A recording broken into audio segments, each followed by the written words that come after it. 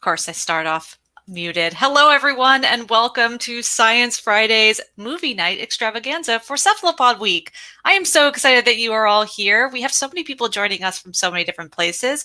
We have California, we've got Virginia, Kansas City, Baltimore, Maryland, a few people from Hawaii, Illinois. Oh my gosh, I'm so excited that you are all here. Keep letting us know where you're joining us from the chat. We'd love to see where everyone is tuning in from. So no matter whether you are close to an ocean or you've got just a little pond in your backyard, Cephalopod Week is for everybody. It is a time when we celebrate these amazing cephalopods, these invertebrates that are under the water, all kinds of octopuses, cuttlefish, squid, nautilus, and some of the extinct ones as well. So we love cephalopods here at Science Friday. So if you don't know Science Friday, we are a radio program. That's why we're called Science Friday, because we have a radio show every Friday where we tell you all the things you need to know about what's happening in science news. But we don't just do news. We do all kinds of stuff like this event where we show you some amazing videos from Cephalopod Weeks past and revel about all of the amazing undersea invertebrates that we love and really just don't know very much about, but are excited to learn more and more about them every single week. I see some really great comments so far, actually. We have one person who is asking us to discuss the research where they put cuttlefish into a tank with 3D glasses. We actually talked about that a little bit last night at our trivia night. It is a very cool experiment, really interesting stuff about how squids and cuttlefish perceive the world, how they actually see. So we'll talk about that and more. We have some amazing scientists and researchers who are joining us from across the country who do amazing work in the labs and museums and aquariums that they work for. So we're going to talk with them soon, but because this is a movie night, that means we got to watch some movies. And so if we were able to gather together, I would be showing you new Science Friday videos that we have produced for Cephalopod Week specifically. This year, we're doing things a little bit differently, but we still want to show you some amazing videos because we have discovered some really great people who can talk about the work that they do really well. And so it would be just such a shame to not show you those videos. And so we're actually the first video we're going to watch today is called Cephalopod Inc., INC as if it's incorporated, kind of a little play on words, all right. It is about the Marine Biological Lab, and one of the researchers there is featured. His name is Brett Grassi, and he's actually here with us tonight to talk a little bit about some of the updated work that the lab is doing right now. And so we're going to watch that video first, and then he and some other researchers are going to join us. So let's start off. Let's start watching. So again, this is Cephalopod Inc., and we'll see you in a few minutes. We probably have the largest collection of cephalopods out of any research laboratory in the world, and we're growing extremely rapidly, which is sort of the nature of cephalopods. We probably have, I would guess, on the upwards of around 2,000 or 3,000 cephalopods in our collection. We're breeding them and we're expanding and scaling up to support our various research communities. So our program is very much like a startup. We're trying to get users to come back and use our animals, but our end game is not for economic profit. Our end game is for knowledge and advancing our understanding of not only cephalopods, but ourselves. My name is Brett Grassi. I am the manager of cephalopod operations at the Marine Biological Laboratory. So this is a new resource that's new to the MBL and new to a lot of research communities out there.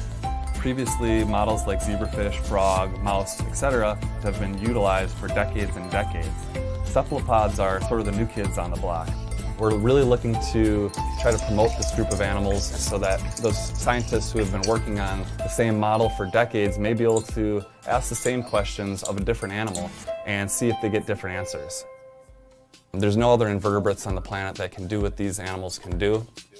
Not only do they have these immense abilities to change the color and texture of their skin, but when you look upon a deeper level, they're very unique and have a ton of advantages that we haven't been able to look at using other models. They've got 3 hearts, mini brains at the base of each of their arms, capable of movements on their own, abilities to edit their own RNA, very complex cognition. And so for all of those reasons, there's a lot of uses that cephalopods provide that other animals may not have been useful for. So the 5 species candidates that we've selected, on average, their lifespans are about 6 months or less, and most are reproductively mature at around 3 or 4 months. So we can effectively breed these animals very rapidly through multiple generations in a short period of time and really get a lot of questions answered very quickly.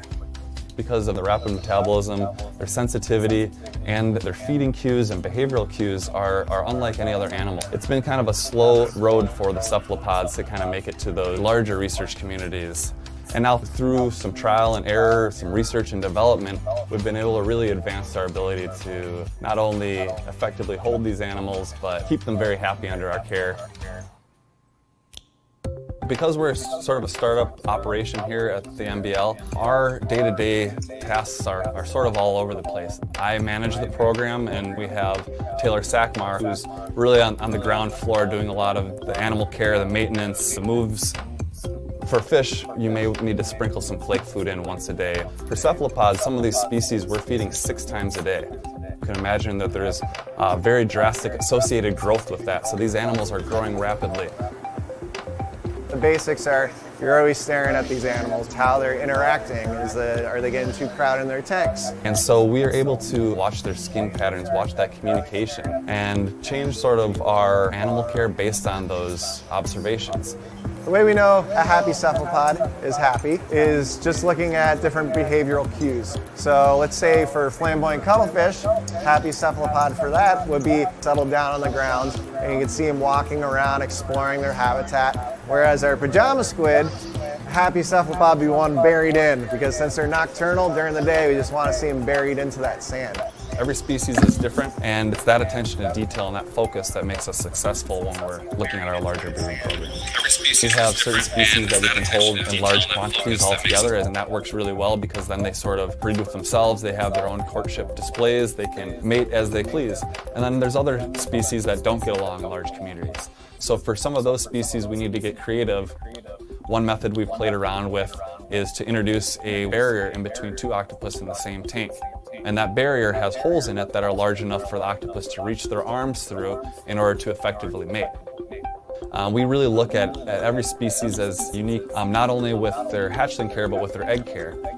Some eggs, when they're laid, are kind of left on their own. Eggs like that don't really take a lot of care, so when we harvest those eggs, we can put them in a cradle, something that just has some sort of good water flow. Certain species like the flamboyant cuttlefish and octopus will push jets of water over their eggs in order to promote oxygenation of their eggs and to prevent animals from settling on the outside of the egg surface. And so we do that with a soda bottle incubator that I developed long ago at the Monterey Bay Aquarium about 7 or 8 years ago. We have a bunch of scientists and researchers from all over the world that come to the Marine Biological Laboratory in order to use these types of resources we have available. So a lot of our collaboration with our researchers is a lot of microscopy, a lot of embryology, a lot of genetic work with injections. We're also creating innovative products in order to support the various scientific communities. Like our IR dens to actually monitor egg laying. It looks pitch black, but if you look at it through infrared light, it completely disappears. So at night we can have our pajama squids going around mating, laying eggs, and we can more effectively watch them and see what they're doing underneath those laying dens. We need to know when those eggs are laid, just so we have a better idea when the first cell division in the embryo occurs, and then we could actually get that egg over to the researchers in time.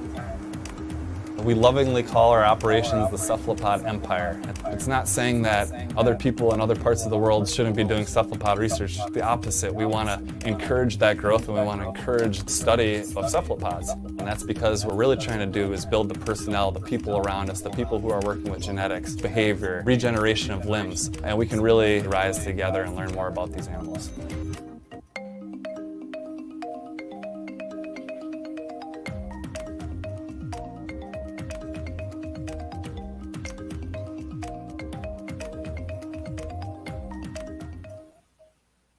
Amazing. So that was our first video. I hope you enjoyed it. And joining us are actually three amazing researchers, two researchers to start, and then we're going to kick it over to actually two more researchers who are going to join us. First person who is joining us is Sarah McAnulty. She is a science communicator and the CEO of Skype a Scientist, and she holds a PhD from the University of Connecticut, where she studied Hawaiian bobtail squid and their bioluminescent friends. Hello, how is it going, Sarah? Doing great. Cephalopod week is the best week of the year, so I'm doing about as good as I can be. Agreed. Thank you so much for having me. Amazing. Thank you so much for being here. And I'm going to bring in Brett Grassi. He is the manager of the cephalopod operations at the Marine Biological Labs at Woods Hole, as you just saw, and he is here with us tonight. Hey, Brett. Hi, everybody. I just want to start off by saying thank you to Diana and Science Friday for making this whole week happen. We're so excited about this. So thanks for the invite. So happy to be a part of it. Of course. And I'm going to leave you two to chat. So I'll see you in a few minutes, and have fun. Okay. All right. So Brett, that video was so cool. I've been to your lab, and I know it's like the greatest cephalopod researcher playground that I think I've ever been to. So I'm super excited to have you here tonight. So could you just tell us a little bit about the goals of the lab that you work in and your whole research group? Yeah, absolutely. So we have a very unique sort of mission for our program, and that is to essentially just fuel cephalopod research. We love cephalopods just like everyone tuning in to join us here today, and so we think they're just as cool as all of you do. So being scientists, we like to dive in a little bit deeper and kind of look at them under a little closer lens and kind of try to learn more about them in general. And so our program is very uniquely adapted and positioned to culture, which means raise these unique animals from egg to adult and then get them to lay eggs again back on exhibit. So we can sustainably provide research specimens with these very naturally short-lived animals so that we can all collectively learn more about them and really celebrate these amazing critters. Awesome. Yeah, I think your work has been so essential for the cephalopod research community broadly, because a lot of times every lab was just sort of working on their own thing, and you've kind of like made those connection points between so many different labs all over the world. And cephalopod researchers just appreciate the work you're doing so much. So what's it like caring for cephalopods in the lab?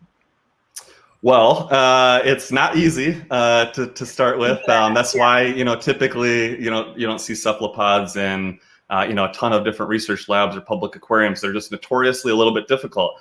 And part of that reason is, as you kind of saw in the videos, that they have that live fast, die young life cycle. They have, very intense sort of life stages where they start out as very delicate little hatchlings, and you need to very specifically care for all the little individual requirements that it takes to keep them happy and healthy. And then as you progress through the different life stages, each life stage comes with its own set of requirements, and it's really rewarding because we get to sort of put our brain inside of the cephalopods and try to do our best to provide for them. And our cephalopods have it great because even though naturally cephalopods have a very short lifespan, our cephalopods, they get personalized chefs that deliver meals for them every day. They have room service to clean up their little rooms. They've got free healthcare, 24/7 hours a day of monitoring, and no predators. So as we're culturing them through their various life stages, it's really rewarding to kind of see that growth and support our various research communities. That's awesome. So we have a question here from Bobby. Bobby asks, how long do cephs live? And then could you tell us, are there cephalopods that you've gotten to survive much longer in your care than you think they might otherwise in the wild? Yeah. So that's a great question. So typically cephalopods, generically speaking, live about a year, plus or minus, a few months or a year, depending on the species. Nautilus, of course, are the unique outlier where they can live up to 20 years. They're the longest lived cephalopod that we know of. But most cephalopods, especially the more shallow water species, only live about a year. And actually, for some of our purposes, the shorter the lifespan, the better, because a lot of genetic studies or studies that look at hierarchy of or multi-generational kind of genes and hereditary and things like that. The shorter the lifespan, the better, because then we don't have to wait 5 years for that next generation to kind of come to fruition. We can really see what the next group of offspring look like and what they're doing pretty quickly. So our cephalopods actually naturally only live in the wild about 6 months, but here in our lab we usually keep them a little bit longer because of all those reasons that I mentioned. And we do have, as you saw from the video, some really special, really unique and visually beautiful cephalopods that we work with. They're a very, diverse assemblage of cephalopods from all around the world. So Sarah's going to bring up some of our images here. We've got our bobtail squid. This is one of the species that Sarah actually worked on for her PhD. This is a sister species native to Okinawa. The first octopus you saw was the California two-spot octopus, native to California. We have the striped pajama squid, which will be coming up here soon. Oops, there's another bobtail squid. Those are little, just to give you an idea of the tiny cuteness that is a baby bobtail squid. Those are some recent hatchlings. That's a local squid that we have right off of Woods Hole that also is involved with some of our cephalopod research here. If we can kind of keep cycling through, this is my personal favorite cephalopod, the flamboyant cuttlefish, native to Indonesia and Australia. They're just beautiful, beautiful coloration. We've got the dwarf cuttlefish, or the stumpy spine cuttlefish, Sepia bandensis, pictured here. And all of our cuttlefish and cephalopods are relatively small, as you can see from this species. So this is our pygmy zebra octopus, Octopus churchii, native to Nicaragua and Panama. And the full-sized adult actually gets no larger than the size of a table grape. So a very, very small, very beautiful species that has been very powerful for our research initiative and kind of trying to promote some of these new species to the larger research community. Very cool. We've got another question incoming from Linda. Do you have any favorite stories about your experiences with cephalopod intelligence? Yes, my personal favorite story is when I was previous to joining the Marine Biological Laboratory, I used to work at the Monterey Bay Aquarium for about a decade. And there we had this species of cuttlefish called the European cuttlefish, Sepia officinalis. And every time we would, it was a very shy little population, little grouping of them. And every time you would go up and look in their tank, they would all sink down to the bottom, and you could tell they were watching you. They're just studying you with their eyes. And as soon as you would turn your back and kind of be distracted with something else or start having a conversation with someone else, you would just feel all this spray of water hit you in the back. And you turn around, and sure enough, the little cuttlefish kind of sink down in the water like, it wasn't me, I didn't do it. And it would be a repeatable kind of offense. So one time I got pretty smart, and I used my cell phone and did the old flip video so I could actually see them. And sure enough, as soon as they notice that you're not looking, they raise up in the water column and actually shoot little jets of water like archer fish out of the water and will soak you down. So why they do that, I'm not really sure. Maybe just trying to get a reaction out of me, but that was definitely, I think, one of my more interesting cephalopod experiences. That's so funny. It's like you're doing experiments on the cephalopods, and I think those little Sepia officinalis were doing an experiment on you. What were they testing? Exactly. We're not sure, but exactly. That's so funny. All right, we got a question from Fair Witness. Do males live longer than females? It really depends on the species, and it depends a little bit on the population dynamic. So typically, a lot of times with octopuses, the females, when they lay their eggs, for most octopus species, they will tend to those eggs until they die naturally. That's sort of their swan song. It's their last dance. It's the most selfless maternal gift that she can give to her little future offspring, is that she almost resents the need to eat. She just basically fully focuses in on those little eggs, and she blows jets of water over them, makes sure that they're safe from predators and things like this. And so for those some of those octopus species, the males can live a little bit longer than the females, where they will continue to live a little bit longer and try to find other females to mate with. So it really depends on the species. And then certainly there's other examples of very bizarre cephalopods where, in the case of like the blanket octopus, the female gets significantly larger. I think it's like 20 times the size of the male, where the male never gets much larger than a little marble, and the female can be several meters long. So there's certainly some very interesting sexual dimorphism and differences between male and female cephalopods that we also see sometimes in our lab. Super cool. Thanks. So we have two of your colleagues here with us today too, right? That's right. So enough about me, enough talking. You guys are all in for an amazing treat because I'm pleased to let you know that you're going to be joined by two of our very talented animal care staff named Taylor Sackmar and Danielle Dallas. They're joining us live right from our very own cephalopod research lab. And I'm so happy that they're here. They've stayed late. They're in the lab right now just to celebrate cephalopods and show off some of our amazing, beautiful cephalopods live for you. So without further ado, I'll turn it over to our amazing animal care team of Taylor and Danielle. Hello, everyone. My name's Taylor Sackmar. Welcome to the MBL. We're currently inside the mariculture room here, where we store all of our cephalopods. So all throughout behind us are all these aquariums set up with various species of cephalopods that you can find. And my name is Danielle, and I am another cephalopod culture specialist here. And as Taylor said, we are basically in the hub of our culture center, mariculture. And we have some animals to show you that I'm sure you'd love to see. We have a different variety of some of the species that we have. We have some hatchlings, and we have some adults to kind of show you the differences in sizes. And then we have basics for a dime to show you how small our smallest hatchlings are. Just so you can see the difference in size. That's so cool. I can't wait to see what you guys have. Well, let's dive right in then. We want to start off, Danielle, and show off some of our animals. Okay. I'm going to switch our camera so we get a closer view.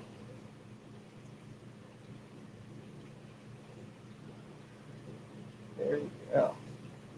All right, so I'm actually going to start off with Metasepia pfefferi, which is the flamboyant cuttlefish. This is from underneath view. And flamboyant cuttlefish are actually pretty spectacular and unique in the fact that they use their arms to walk on the floor, and they use their mantle, those little, as you can see them vibrating in the back. Flamboyant cuttlefish have a vibrant color, so as they move, you can see it undulating on their back.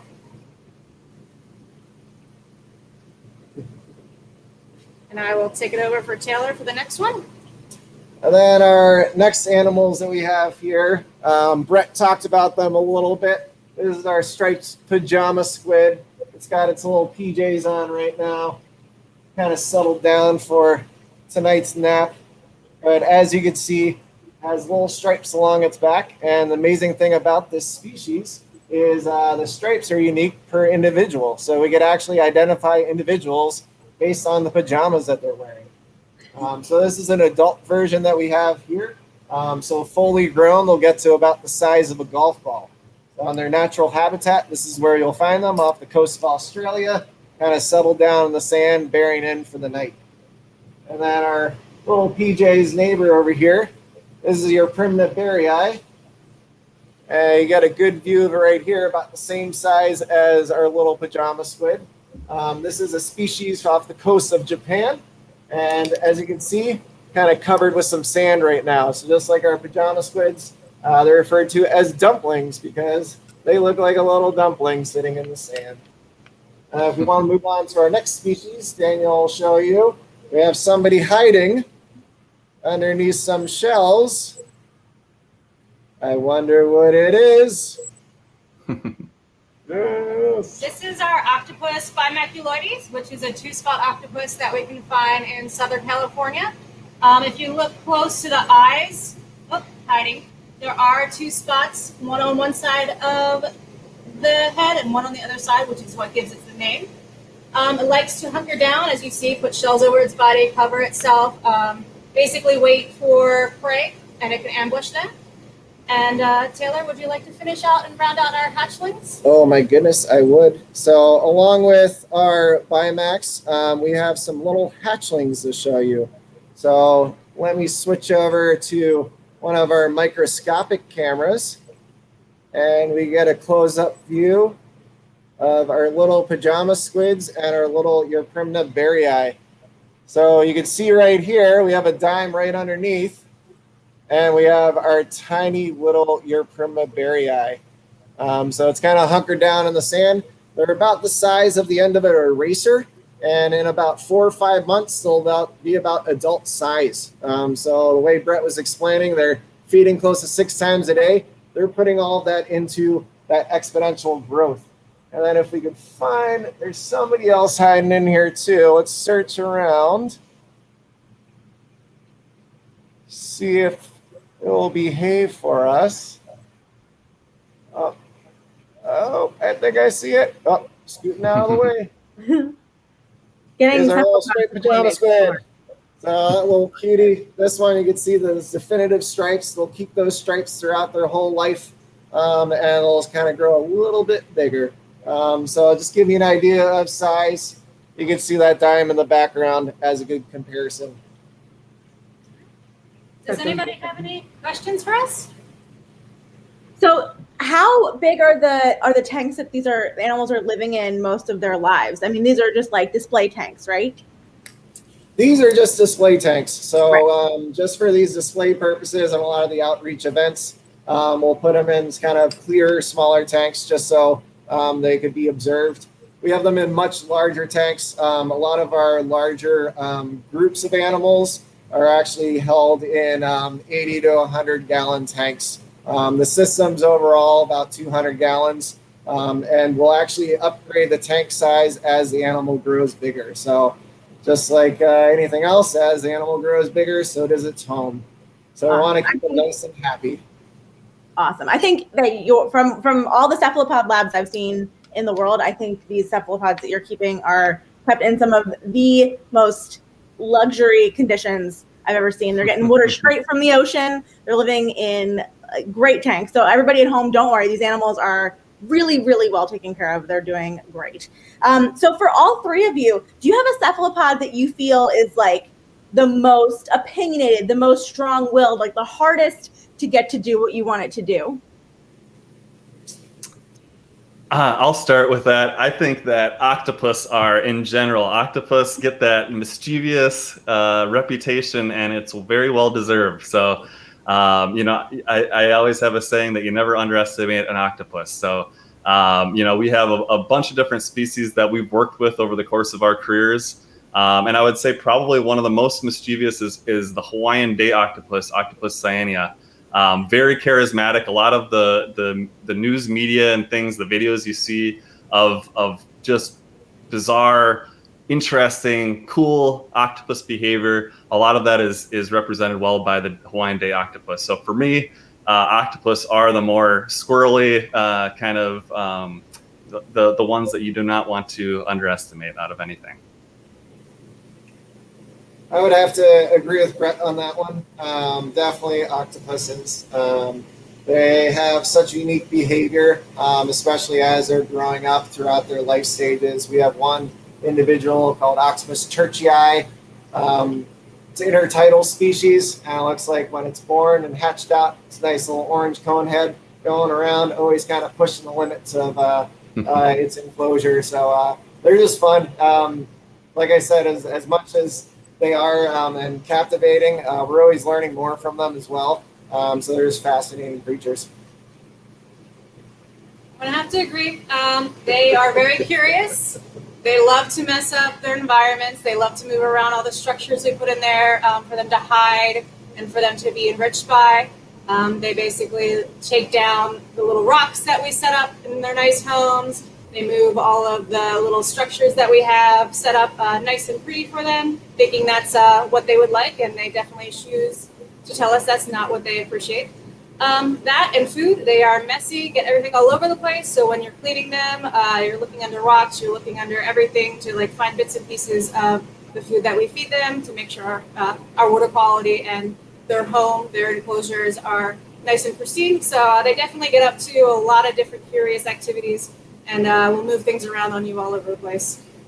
For sure. Yeah, They're basically like 2-year-olds, little Right. humans, just always up to agents of something. chaos. Absolute Yep. chaos. When I've worked with octopus, cuttlefish, and squid now, and I've only ever been inked directly in the face by an octopus. It's this one octopus that just didn't like me. I don't know what I did, and they're tricky. They're very tricky. So thank you all for showing me and all of us all the cool stuff that you work on. Your lab is the coolest. And I'm going to kick it back now to Diana, who's got, I think, another video and more people to talk to. So thank you again for being with us today, everybody.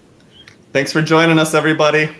Yeah, thank you all so much, Brett, Taylor, Danielle. It was so nice to get sort of a little tour of the Marine Biological Lab. And if you want to learn more, mbl.edu is the place to go. So thank you all so much. And Sarah, thank you so much for leading this conversation. It was so much fun to hear you all chat with each other. So we'll see you all again soon.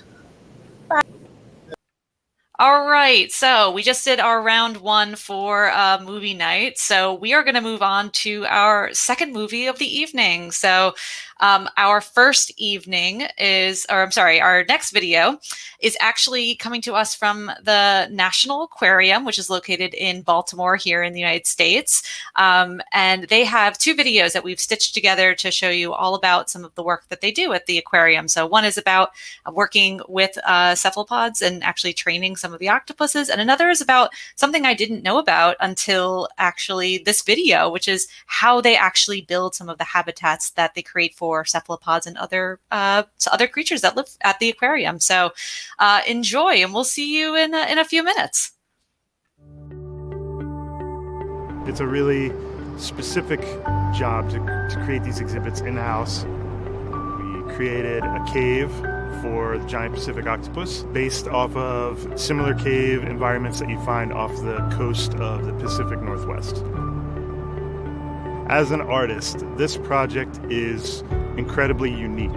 Building a really specific environment, trying to recreate the way that it looks and the textures and the things that you'd find there, along with making it a completely functional place for this octopus to live. So combining those two things together was challenging. It's not something that you normally do in a museum setting. A lot of times you're creating a new exhibit for a museum and maybe there's a collection of artifacts or objects that you're going to put on display. Whereas here, you're creating this environment and the animal has to actually live in it, and the keepers have to be able to access the animal and make sure they can take care of it appropriately. That part of it was sort of new territory. In a lot of ways, it's like anonymous artwork. It's just the exhibit team that built this exhibit, and a million people are going to see it, and maybe they don't know who made it, but I can sort of hang back in the wings and watch them interact with it and enjoy it and see how they react to it. There's a lot of kids that travel to the aquarium that probably never leave the city limits, and this is their one chance to see and be around these animals and see where they come from. And I think that's a really different experience from looking at a picture in a book or looking at video on the internet, and having that personal experience where they see this environment that we created, they see the octopus face to face, and they have that moment of interaction. And me getting to hang back and watch that happen, that's the best part about the job. That's the most rewarding part.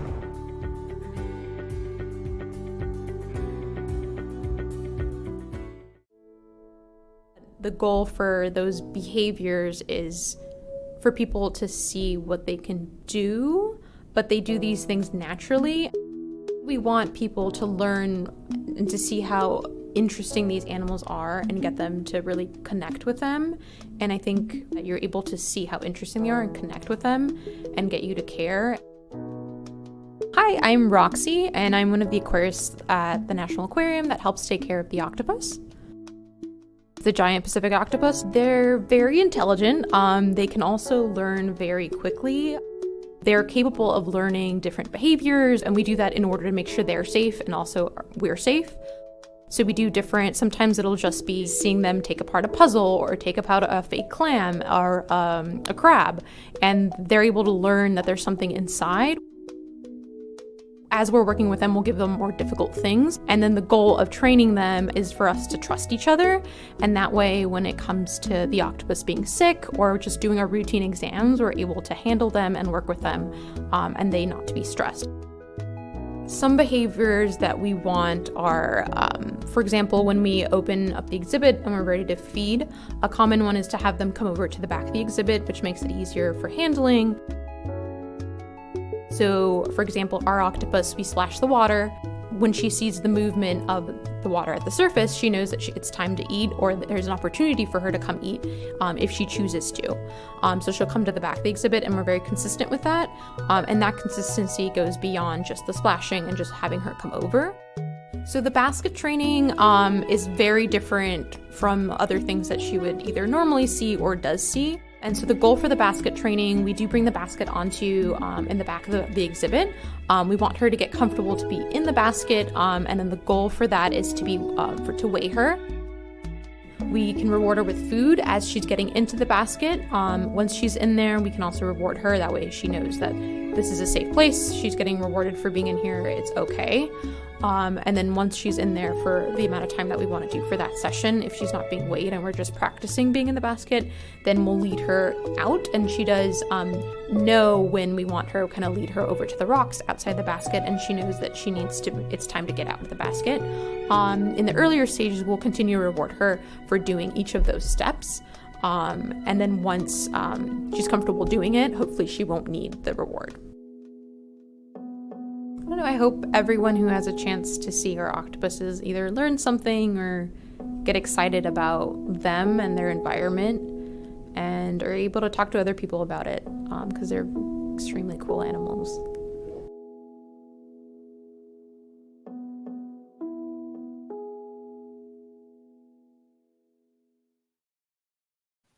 It really makes me miss being in an aquarium, seeing videos like that. So I'm very excited that some of our aquariums here begin to open back up and they can welcome you back when you're ready to go visit. So some of my best experiences have been just sitting in front of an octopus's exhibit and just waiting for it to appear, and then watching kids come and actually see it is my favorite part. So I'm really excited to welcome our next two experts. So from the National Aquarium, joining us is Jenny Jansen, an assistant curator in animal care and welfare at the National Aquarium in Baltimore. Thank you so much for joining us. It is so great to have you here, Jenny. Absolutely. It's a huge honor. Thank you so much for having us and for organizing Cephalopod Week. We've been starved for this a little bit with the pandemic. I agree. Yeah, I'm so excited to celebrate with everyone. And joining us is Janet Voigt. She is an associate curator of invertebrate zoology at the Field Museum in Chicago, where she specializes in octopuses, but I believe you have a love for all cephalopods. Is that right, Janet? I do. It's a deep down abiding love, but Cephalopod Week reminds me of how wonderful it is. Thanks to Science Friday. Amazing. It's so wonderful to have both of you here. So I'm going to start just by asking both of you to just tell us a little bit about the work that you do. So Jenny, what does it mean to be an assistant curator in animal care and welfare at the aquarium? Well, it means that not only do I get to play with the animals per se, take care of them and make sure that they're healthy and well, but it's also managing the people, which is, isn't always something that you think about when you get into a field where you're working with animals. You get to a certain point in your career and suddenly, instead of being a fish keeper, you become a mammal keeper suddenly.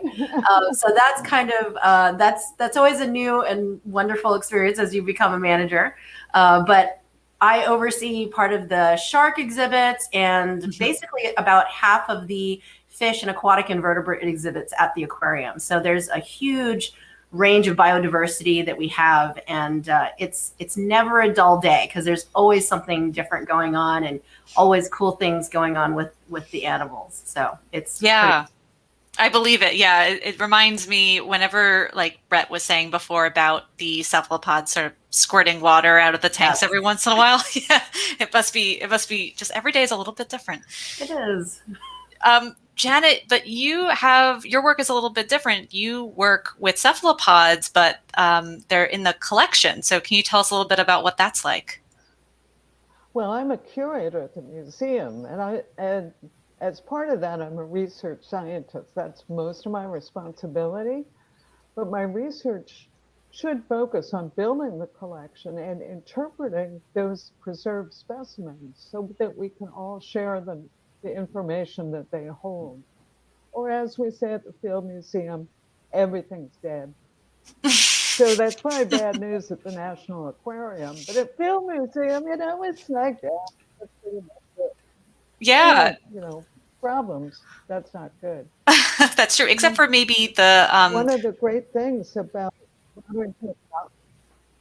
Sorry, go ahead. One of the great things about modern technology is people can now post and share images of the live cephalopods that nobody had seen as, a cephalopod expert. I mean, the blanket octopus, how did not that get to be cephalopod of the year, Diana? I I know. think the thing is rigged. But Maybe the next blanket year. octopus, one of the most beautiful creatures on the planet. When you see it preserved in alcohol, 70% please, just like what you look for in effective hand sanitizer, you lose all of the color, all of the fluidity, all of the things that make people who don't know anything about marine invertebrates, when they're walking through the National Aquarium, stop and say, "There's an octopus." Highlight of their day, I know. Ugh, that makes me miss going to museums so much. So you're making my heart pine a little bit for it, but I think I'll be back in Chicago to come back to the field very soon. Jenny, we have some questions actually, and I'm going to ask this one first from Mark. He asks, how long can an octopus be out of the water before it needs to return? Can they live on land for just a little bit? They can live on land for a little while. I mean, and they're naturally pretty curious, as the MBL folks were talking about. So they can be out of the water for a time. I don't know that I've ever seen a limit, but I expect it somewhere around, maybe like an hour or two, something like that, maybe a couple of hours. But really it's because their skin is like one cell layer, like for an octopus, their skin is like one cell layer thick. It's kind of like those mucous membranes that we have. It's just, it needs to stay hydrated. And after a time, it becomes dry, and then it becomes a respiration kind of problem. So as a lot of you've probably heard, like, it's true, the kryptonite for octopuses and helping to keep them in their enclosures is astroturf. Right? How weird is that? Yeah, but if you wrap the outsides, because their tentacles can't create suction and in order to pull themselves out. So like, you want to keep an animal, an octopus, to make sure it's like, this is your boundary. Mm-hmm. You can come up out of the water, but you can't get past this spot. And you put like a layer of astroturf, and it kind of is like, all right, I got to go back. That's fine. So just think about those really delicate suckers that got sensories for chemistry and for texture. And have you ever laid a delicate part of your body on astroturf? No. You'd only do it once. Yeah, I believe that for sure. We have another question here from Fair Witness, Janet, for you. Do you have any giant squid at the collection of the Field Museum? We do not have a real giant squid specimen. However, in the 1880s, there were some ingenious people who read the works of Baril, who was probably the first cephalopod master in the United States. He provided detailed measurements of all the parts of the giant squid, and they made a model which is 40 feet long, and right now it hangs in the entry to our What is an Animal exhibit. We have a Humboldt current squid, which weighs 50 or 60 pounds. It's about 6 feet long. The most impressive part, once you get over, cephalopods get big and heavy, is their hooks, where in contrast to the octopuses, who have muscles and all sorts of delicate sensory cells, these things have needles. I mean, wow. Just pointy things that will rip into your skin if you hand like that. That's amazing. Still, may be interested in a giant squid, but most of the diversity on the planet is in small animals. That's why there's so many insects. Now, it's not that God loved beetles that much. It's just the way it worked out. Yeah, that makes a lot of sense. Janet, do you also have a chance ever to go into the ocean to actually look for cephalopods? Well, when you say go into the ocean, it's like as if you think I actually get wet. You dive right in, right? No. My interest is, I dive in Alvin. I've been lucky enough to do it 8 times and to spend, 6 weeks of my life, well, 4 weeks of my life leading cruises with the Alvin. So Alvin's the only human-occupied research submarine in the United States. I've had dives as deep as 3,278 meters deep, and I've seen these live deep sea octopuses in their natural place with my own eyes. And that's really, really special. That's amazing. I love that. I would love to go into a deep sea vessel like that one day. It's some of my colleagues have had the luck to be able to do that. So one day, we've had a few questions also come in, Jenny, about venomous, poisonous. Can you give a little bit of information about, are there venomous cephalopods? Are there poisonous cephalopods? What are we dealing with out there in the ocean? So there are venomous cephalopods. About poisonous cephalopods, I'm honestly not totally sure. I haven't really looked into eating them myself. But I love the question because there is the difference between venomous and poisonous. And there's a great meme out there where I think it's a person and a frog. And if there's a bite out of the frog and the person is on the floor, then it's poisonous. But if there's a bite out of the person and the person is on the floor, then it's venomous. It's almost like a crime scene they have to figure out afterwards. Yeah. Either way, the person's on the floor. Yeah. But who did the biting determines whether it's poisonous or venomous. But yeah, there definitely are some venomous cephalopods out there. But by and large, as far as, what we keep at the aquariums, it just depends on the species. There are some that, and similar to that, like small size, it's like in nature, a lot of times those smaller animals across taxa tend to be those ones that have that really potent venom that will do you in far faster than something large. Well, they have to protect themselves, right? So It makes a lot of sense. Yeah. Exactly. I think we only have time for one more question, and it's going to be from me. Janet, I am most interested in wondering what has surprised you most about working about cephalopods. You've been doing this for quite some time, and you have a lot of knowledge and experience working with cephalopods. So what has surprised you the most while you've worked with them? Probably because they've been able to keep my interest for over 35 years. And every time I think, okay, I know what's going on, it's fine, something will blow me away.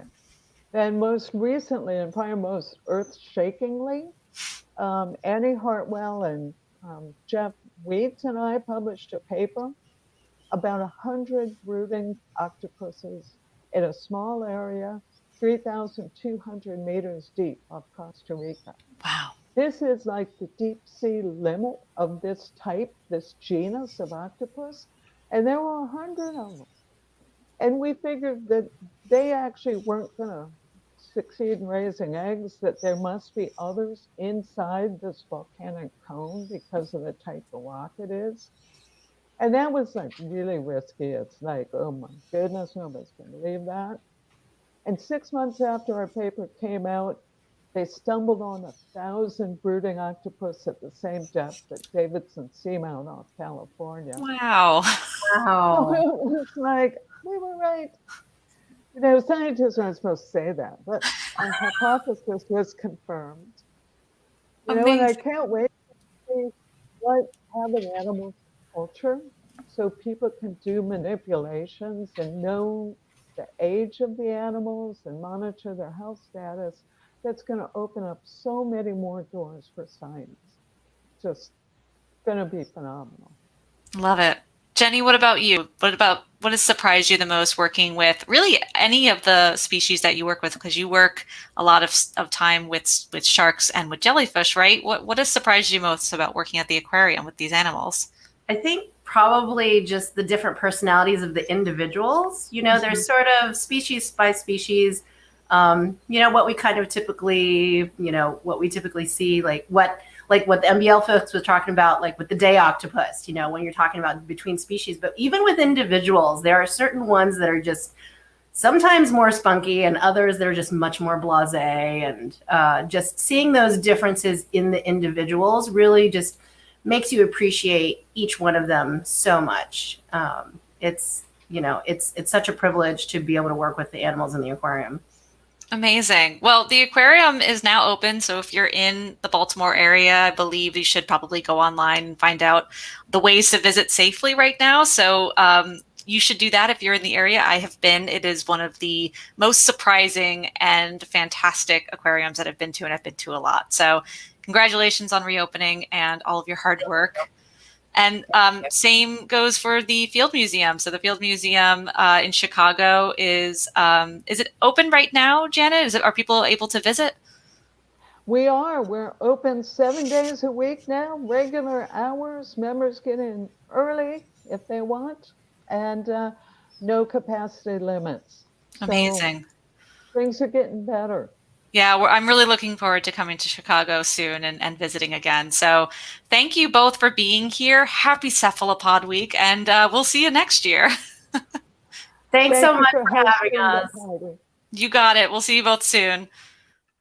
All right, so that was Jenny Jansen and Janet Voigt. Again, if you want to learn more about the work that they do, aqua.org is the place to find all the things about the National Aquarium, and fieldmuseum.org. You can find out more about all of the stuff that's going on at their institutions.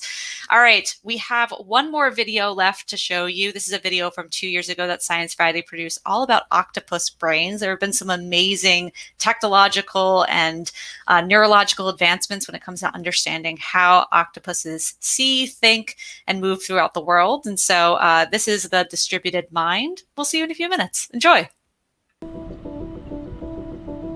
We are not the only kinds of intelligence. So it's important to consider the diverse forms the mind can take on Earth and in the universe beyond. I think we need to understand how brains evolve to work. So what we're looking at is a completely different neural architecture.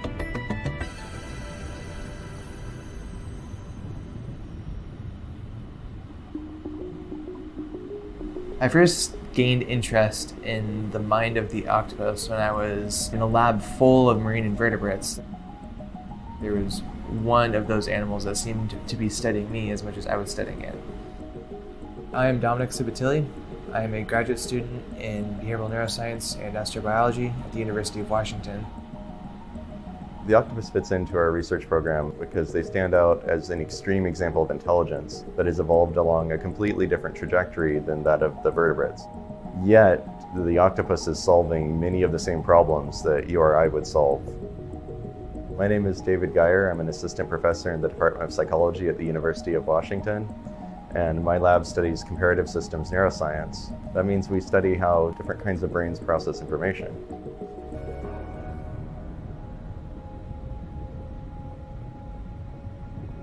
In a broad sense, octopus nerves do function like ours. They have physiological properties that are very similar, and yet they're forming networks that are completely different from the networks we see in our brains. So it takes more time for information in the octopus's nervous system to get from point A to point B compared to vertebrates, whose neurons can fire a lot faster. Because it takes so long, how these systems are designed plays a much bigger role in how they can compute. The octopus brain is distributed with 2/3 of its neurons in its arms. There's actually this dense network of neural clusters or ganglia that are locally controlling the muscles. So you can have a bunch of little individual decisions being made along the arm, which don't necessarily agree with each other. This creates a unique form of movement that the octopus is able to possess. If we're watching a rodent look for some food pellets, we're seeing some nice rhythmic motion, but when we watch an octopus, it's almost like watching the fluid environment itself moving across the surface of the rocks. There's an extreme density of chemoreceptors in the suckers of the octopus. They literally can smell and taste with their arms. So it seems like the way the octopus deals with having 8 independent arms and having to process all of that sensory information is that it has located a lot of the sensory processing as close as possible to the external world. In a way, the octopus has sent its mind out into the environment to meet it halfway. key to understanding their intelligence, is to understand how this distributed network is sharing information with itself.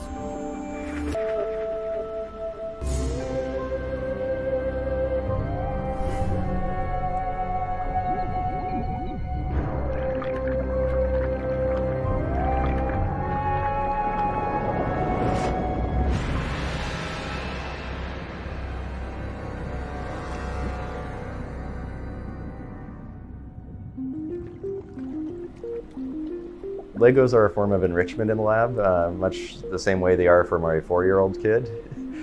We try to give them a variety of these kinds of textures so that this extensive peripheral nervous system they have is always kept occupied and active. No matter how hard one can work in that lab, we'll all still spend a few minutes playing with them. This is really important to them because they're very exploratory, they're very curious animals, and at the same time as enriching them, we can also study how their arm is processing information and how their suckers are processing information. In designing puzzles that these animals will solve, we're looking to challenge different parts of the nervous system and to see how information is going to be integrated across the arms. Where we began with two-dimensional tracking, now our methods are more sophisticated. We now use three-dimensional tracking cameras, which are stereo cameras. And this is helping us understand the strategies that the octopus is using to control its distributed mind. And we can interface that with virtual reality. This will help us pick up patterns that we may not have seen before. It gives us an entirely different perspective on our data and the movement of our animals.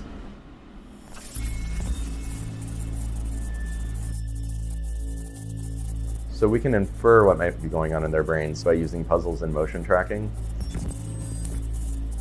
But to really test that, we need to move towards electrophysiology and make recordings from the nervous system while the animals are making decisions. You can imagine trying to fit electronic hardware onto an animal like that is probably nearly impossible. Yet, we're at a really exciting point now in the lab. We're using techniques that have been pioneered by Josh Smith's lab in computer science and engineering to use a wireless, battery-free system to implant tiny electronics into large octopuses. So once we do a small incision and implant the device, the animal will never have to think about it again. And we as researchers can stream the data and power the device without ever disturbing the animal. In some ways, this is a watershed moment in general for science. If we understand how a neural structure like the octopus nervous system can solve difficult problems, we might be able to design better ways to solve similar problems artificially. We reach out to them across the evolutionary divide out of curiosity to understand this unknown as they are. So it's like we're meeting each other halfway through our mutual interest in novelty and the unknown.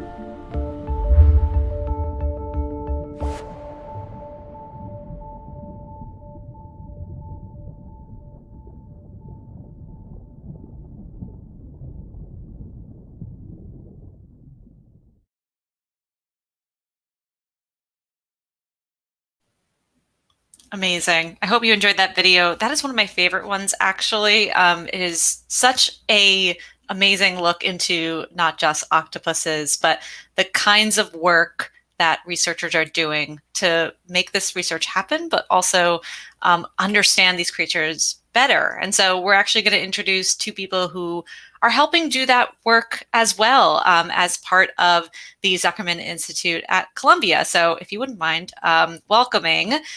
Hello, we have Tessa Montague here with us. She is the HHMI Hannah Gray Fellow at the Axel Lab in Columbia Zuckerman Institute studying cuttlefish camouflage. Hey, Tessa.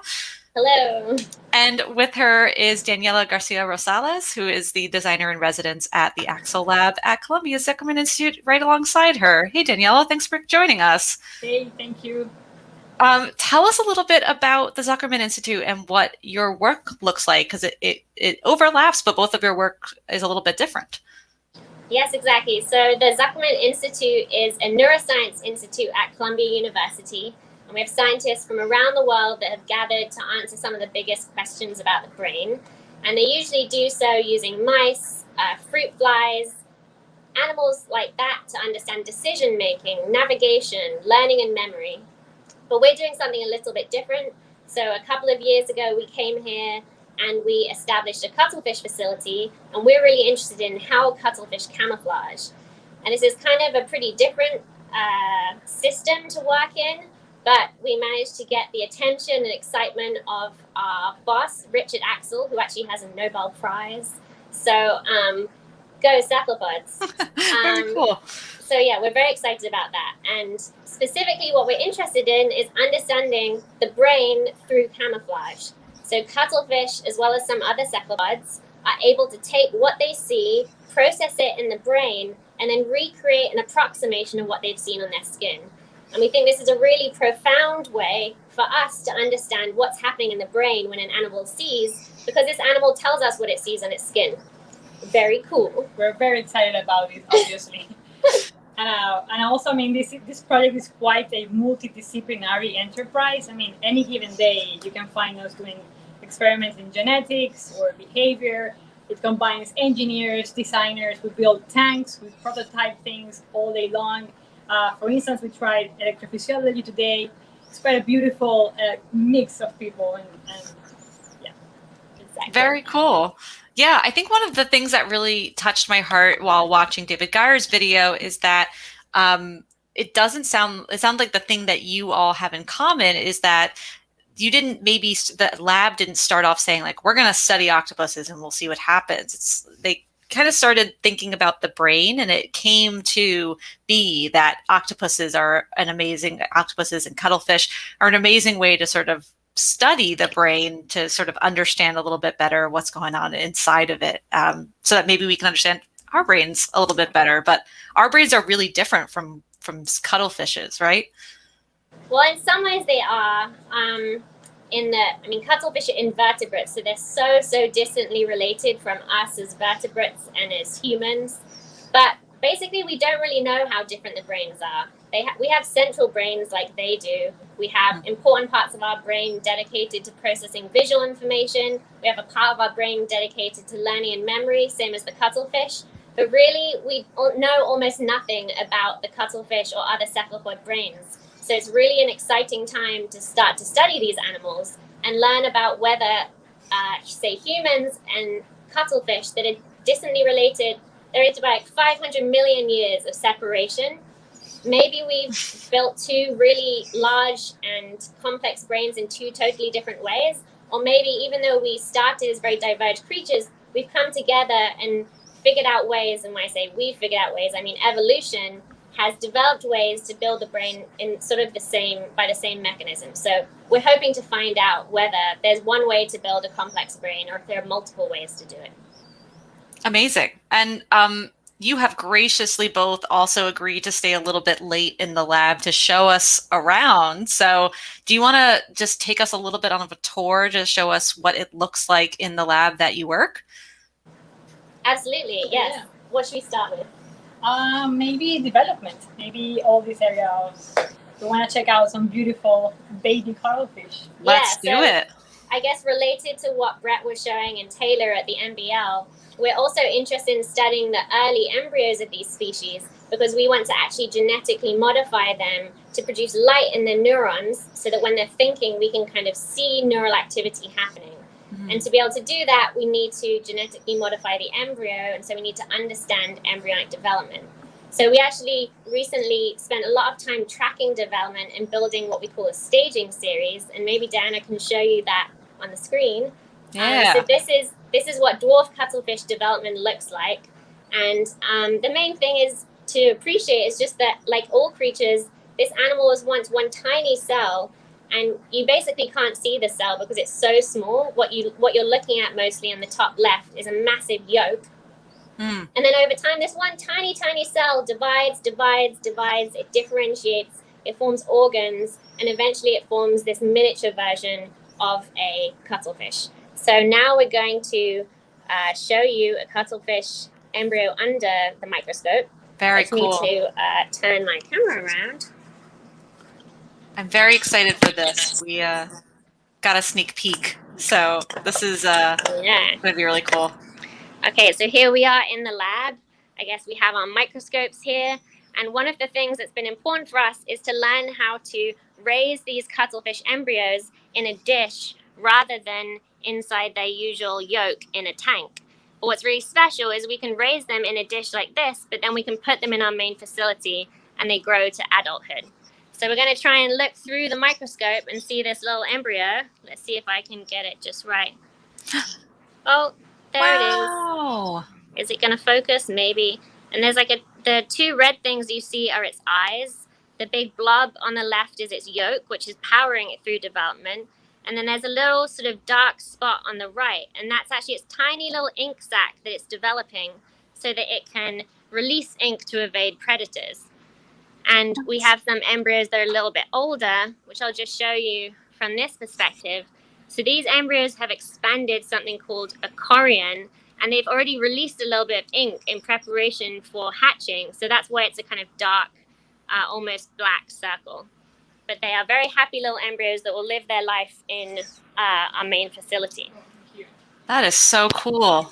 Yeah, and here's our incubator, which is where we keep them until we put them into the main facility. Very cool. Maybe Danielle, you want to show us behavior setup? Sure. Okay. So over here is basically where we do most of the experiments on behavior. Of course, we are constantly building different prototypes.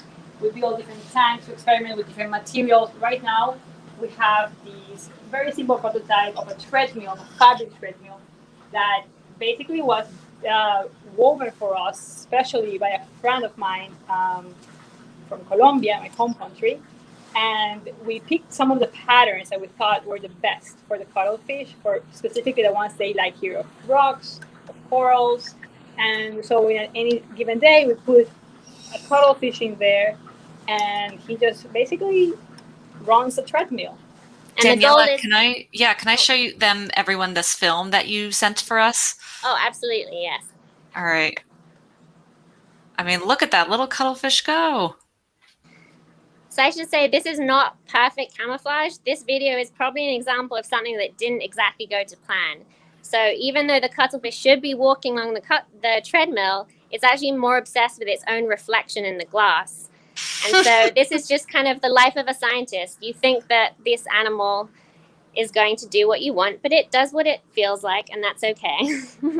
I love that. Most of the time. Yeah. That's so cool. Yeah, it really, like you said, they kind of have a mind of their own, and they definitely do, but they kind of act like children sometimes and do their own thing. So yes, absolutely. So maybe now we can show you a really special tank that our cuttlefish manager, Connor Gibbons, put together as a way for us to get a better understanding of what these animals camouflage like in the wild. So we're going to go into our main facility, which is a little bit loud. Hopefully you can still hear me. So Connor recently set up a beautiful display tank with a bunch of corals, which I'm going to show you now.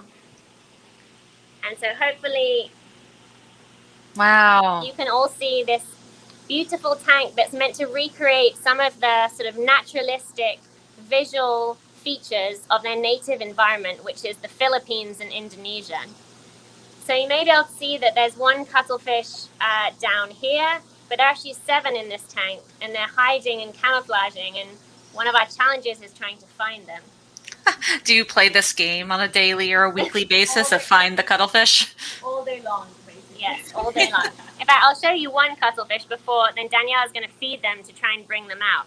But there's one cuttlefish that started really enjoying hiding down here. I don't know if you can just see its little eye. Yeah. But, oops, sorry. One of the cool things about this animal is in the normal tanks, we don't see them usually bury themselves in sand. But in this more naturalistic tank, we found that these cuttlefish have started burying themselves in the sand, which is sort of something we usually associate with pajama squid or bobtails. So it's just cool to see what an animal will do in a really rich environment. Tessa and Daniela, we have a question from Fair Witness in the audience asking if it's real coral that we're seeing here in the tank. Good question. So wherever you see purple, that is a sort of fake rock that creates the structure. And then every other colored piece you see is a real coral. And so we have something like 30 or 40 different corals here of all different types. But as I said, they are ones that you would find native to the Philippines and Indonesia. So Very cool. now Danielle is going to feed the cuttlefish with a bunch of grass shrimp, and we'll see if we can see them come out of hiding. And just look out for their feeding tentacles, which they shoot out when they feed on food. So you can just see them starting to come out. Oh, there are some more. Wow. And they shoot out their feeding tentacles and then bring the shrimp into their mouths. That's amazing. They're really fast. Do you know how fast their tentacles can move? I do not know, but yes, I know it's very fast. Yeah, that's amazing. I've seen videos and photos of them doing this, but seeing them do it live is so different, so fast. Yeah. Oh, and they're done. They're like, thank you for the food. I'm going to go back to my hiding spot. Exactly. Here's one hiding in here with a nice little camouflage pattern. Yeah. Deciding whether it wants another snack. Do you find that because they're kind of used to this tank, and they know what to expect, that they're not in camouflage too often because they don't feel perhaps threatened? Yeah, that's a good question. It's one of the things we're trying to figure out, because in theory it should be easy to evoke camouflage behavior in the lab if they do it so well in the wild, but they don't always do it on cue. Animals don't always do what you want them to do. And so one of the things we're trying to figure out is what are the important cues to get them to camouflage. And it seems like maybe some kind of feeling of a slight threat would cause them to camouflage. So we haven't done that yet, and we're trying to avoid it. But if need be, then maybe just something as simple as a shadow passing above them would seem like a predatory fish, and then it would be more likely to cause them to camouflage.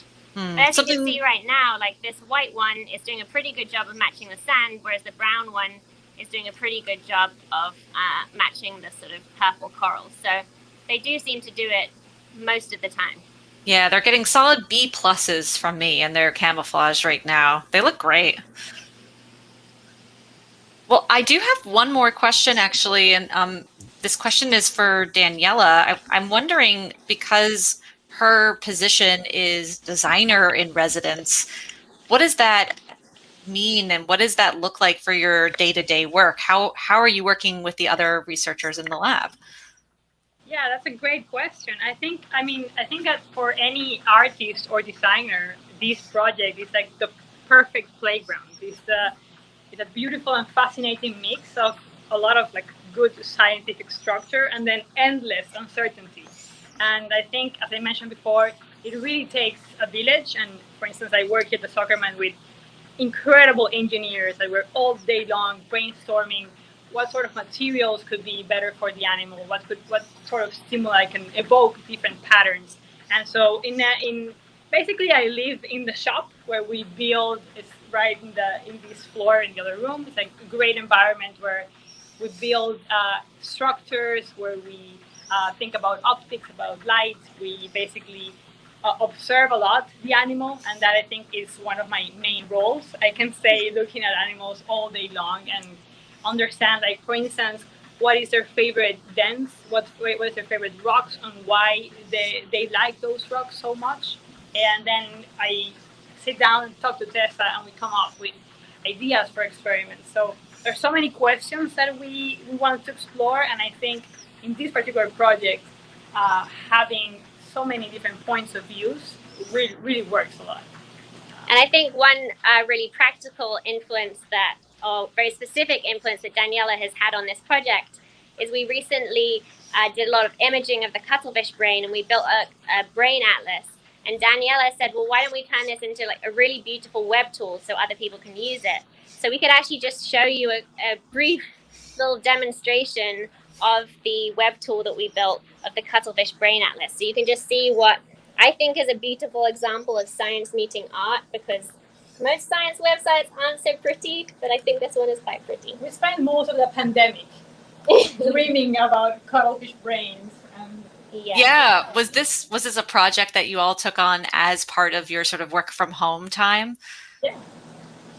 That's very cool. I've heard so many amazing things. There have been researchers who have told us about some of the amazing things that they've done because they've had this time where they need to sort of spend away from their normal projects. And so this is so cool. So tell us more about what we're seeing here. Yeah, so this is the cuttlefish brain. We have these large red regions on either side are called the optic lobes, which just shows you what large percentage or proportion of the brain is dedicated to processing visual information. They really care about what they see. So with our tool, you can rotate the brain, you can look at different regions. You can see this beautiful multicolored mix of colors, which the actual design was done by an artist called Dana Elkis, and it was built by Sakanya Aneja. And we can turn on the animal's body, so you might not know where the brain sits in relation to the body, but here we can see where it is. We can go to histology, so this is where you can look at sections through the brain to see what it looks like at different places. And then we also have a body atlas if you're more interested in what the whole cuttlefish looks like. And I noticed that there was a question about the cuttlebone and whether people still sell cuttlebone products in pet shops for birds. Mm-hmm. And yes, that is true. Even though cuttlefish are invertebrates, they have something called a cuttlebone, which is this white region here. It's not actually a bone, but it's made of calcium carbonate, and it's basically for buoyancy. So this animal can kind of maintain its buoyancy and not just sink or float to the top. So when animals, cuttlefish die, these things get washed up on the shore, and then they're a really good source of calcium for birds. That's amazing. And so this isn't quite available yet on your website, but people should go to zuckermaninstitute.columbia.edu and sign up for your newsletter if they want to find out more, right? Like, this is so cool, and I want to play with it all day. Yes, exactly. You can go to the Zuckerman website, go to the Axel Lab website, or my website, which is tessamontague.com. Amazing. This is so cool. Thank you both so much for sharing this with us.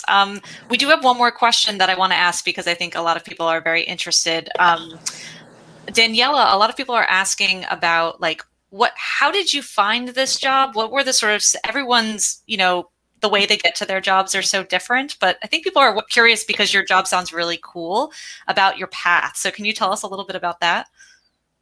Yeah, I mean, I must say I'm very, very grateful for this position. I know, coming from the art world or the art and design world is the dream to be able to actually, like, every day combine these two fields in practice and not just in theory. So of course I'm very grateful to Tessa for wanting to go into the adventure, and of course to Richard Axel and the whole Zuckerman Institute. It's my background is in art and design, and then in interactive technology from NYU. And I think at some point I really got interested in how human interfaces and how we can think about visual communication. And then of course I've been obsessed with cuttlefish and squid since all my life, particularly the chromatophores. And when I was already sort of working at the Zuckerman Institute via an incredible neuroscientist called Daphna Shahami, I was working with, actually not with cephalopods, but with humans, in a whole project about curiosity. And then I met Tessa randomly, and I begged her to death, please, I'll do anything. I'll do, just let me go in. And I was like, who is this strange woman? But I like her. I sent her all these different videos about me trying to code chromatophores and make all these weird interactive pieces. And it was great because at that moment when I first met her, this facility looked very different. There was only one or two very old looking cuttlefish. Yeah, it takes a long time to set up a facility. So we're in the very early days and we've come a long way. But luckily the system is thriving, and a lot of that is thanks to Brett Grassi and his team, because I actually learned about this whole cephalopod breeding program by doing a fellowship at the MBL, and then Brett actually designed and built this facility. And so we have this beautiful place to keep the animals alive. And I think, the only shock was just how long it takes to get the water quality to be so that the animals thrive and survive. Yeah, it's always so amazing. Every time I talk to someone who works with cephalopods, it always comes back to the welfare and and keeping of the cephalopods, right? Like, it's the most important thing about the work that you all do, and you all take it incredibly seriously. So thank you so much for that work. I mean, this is so fascinating, and I'm so excited to continue to hear more about all of the things that you're doing in your lab. So keep us up to date. And, you know, like you said, if people want to find out more about the work that you're doing, Tessa, how can they do that? Yeah, they can go to the Axel Lab. I think if you just Google Axel, AXEL Lab, then you can find out more about what we do. And I have a personal website, tessamontague.com, and I'm also on Twitter, and so is Daniela. We post some cute videos every now and then. So yes, you have that one video of a little tippy tap dance that a cephalopod is doing that warms my heart every time I see it. So yes. we do have an endless supply of videos. Like, yes, we do. Amazing. Well, thank you both so much for being here tonight. It's been a pleasure speaking with you. Have a wonderful rest of your cephalopod week, and we'll see you soon. Thank you. Thank Happy you very Cephalopod much. Week. All right. Well, that's about the end of our program for tonight. I want to thank all of our experts for coming out tonight. This was a fantastic cephalopod week. I've missed you all so much, and I've missed talking about our favorite animals. I gotta say, they are my favorite animals. So thank you all for coming out. All of our audience members for being here. Without your questions and without your inquiries and your, I loved watching your sort of thought process going through in the chat here. So thank you for doing that, and thank you for being here tonight. If you want to find out more about Science Friday, we are at sciencefriday.com. We have a radio show that's going to be happening tomorrow, so you can go ahead and listen to that.